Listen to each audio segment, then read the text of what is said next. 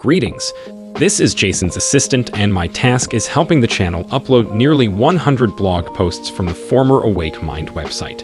The Awake Mind website will be relaunched, but with a major pivot. Meanwhile, we still have some good stuff with the old content. And that's where I come in. So let's begin with the topic of the subconscious. The question is there really a subconscious mind? From the Awake Mind. One topic of discussion that's been debated for a long time is whether or not the subconscious mind exists. However, it is a commonly accepted fact that the subconscious mind does exist, and that all human beings have a conscious and a subconscious side. What's not readily accepted is the depth, intelligence, and awareness of your inner mind. But we can say that the connection between the conscious and subconscious mind not only exists, but the two must work in harmony if we are to function correctly. The conscious mind allows us to reason, process information, and make decisions, amongst other things. Meanwhile, the subconscious acts as the engine which makes sure that everything works correctly. The term subconscious was first used to describe an unconscious state by the Swiss psychiatrist Joseph Breuer in 1895. In 1928, Breuer's now famous protégé Sigmund Freud posited that the subconscious does exist and functions as a place for repressed thoughts. However, there's no proof that anything can be completely repressed. Nor is there any proof that the subconscious is merely a waste dump for the conscious mind to shove junk into. In fact, it was Freud's most famous protégé, Carl Jung, who gave new life to the subconscious and popularized the idea of the unconscious mind that's different and set apart from the subconscious. Keep in mind that this is only a model to help us better understand how these minds work. There are three divisions of human consciousness. The human mind is more than just the brain. In fact, in our wellness model, the mind is broken up into three parts. First, we have the conscious mind. This part is responsible for rational thought, sensory perception, language, memory, and attention. When you are fully aware of what you're doing, you are using your conscious mind. Then we have our subconscious mind. The subconscious deals with all automatic behaviors and processes involving breathing, digestion, heart rate, and pretty much anything that happens on autopilot.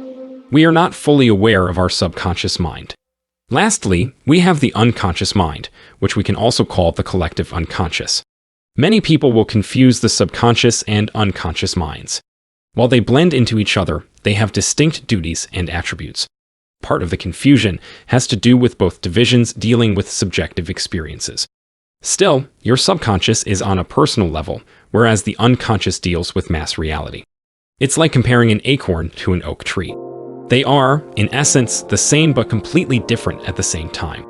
You can also view the situation as your unconscious being a vessel that your subconscious and conscious mind live inside of.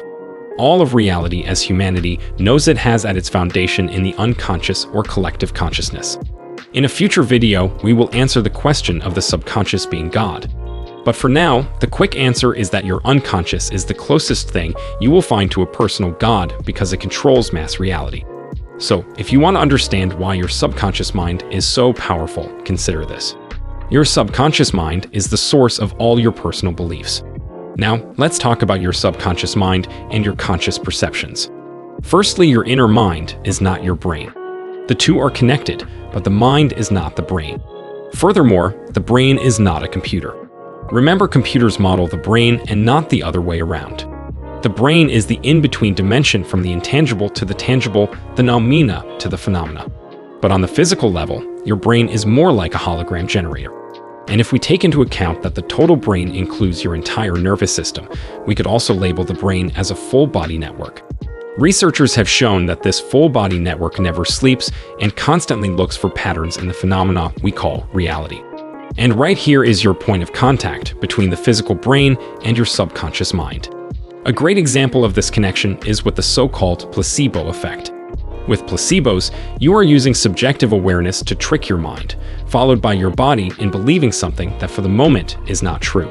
Self-hypnosis, affirmations, and meditation also work by changing your brain right at that point of non-physical contact, because you're using conscious awareness inside your subconscious to change instinctive patterns that lead to more helpful behaviors. Note that these new behaviors are, in reality, new subconscious patterns you are integrating into your mind. You're not concerned with the outward reflection because that will happen on its own in the best way for you. How do we know this? because every human life has a subconscious component whose job is to look after that human being. We often stifle this inner genius, but nevertheless, it's always there whenever we need it. So, when you want to use that inner genius to make improvements in your life, don't you think it would know best how to make those improvements? This is how a good hypnotherapist makes their job easy. They just rely on their clients' subconscious minds to do all the work. They simply guide them through the process. It seems that it doesn't matter whether people believe in the existence of the subconscious mind or not.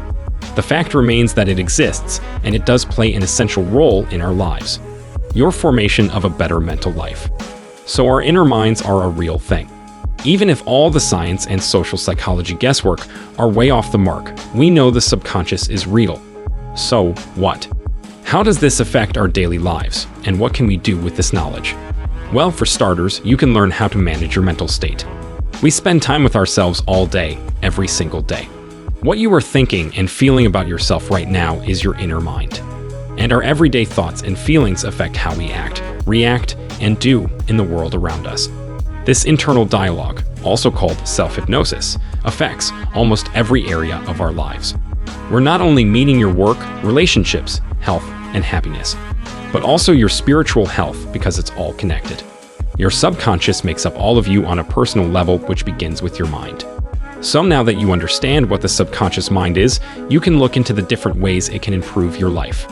Subliminal recordings are one of the most efficient ways to reach into your subconscious mind to make positive changes. Subliminal audio programs work by bypassing the conscious mind using repetitions to cause changes deep within yourself. The messages then trigger reactions within you as they work directly with your subconscious mind. This is why they are so effective at making changes in our lives in such a low-key manner. Many people who have tried subliminals give up thinking they didn't work, only to find themselves making the changes they wanted months later. Usually, it happens so subtly they rarely notice months or even years later. However, if subliminals are too slow for your taste, you can also use self-hypnosis. Self-hypnosis still takes a few weeks, but the effects are unmistakable. And self-hypnosis and subliminal recordings indeed share a lot in common. Still, hypnosis has more avenues of use than subliminal recordings. And if you want to learn more, like learning how to do self-hypnosis for free, you can find out more by checking the description and pinned comment below this video. And when we say free, we mean free with no upsells or add-ons, just you learning the art of hypnosis for yourself. But our point here is that both methods, subliminals, and self-hypnosis will help you change your mindset and get the results you want. Suppose you want to take control of your own destiny and live a happier life. In that case, I highly recommend trying either method. You may need to try several times before you see any significant improvement. That's okay though, because there's no harm in doing so. It's part of the learning curve. So I hope this has helped you gain some insight into the reality and power of your subconscious mind.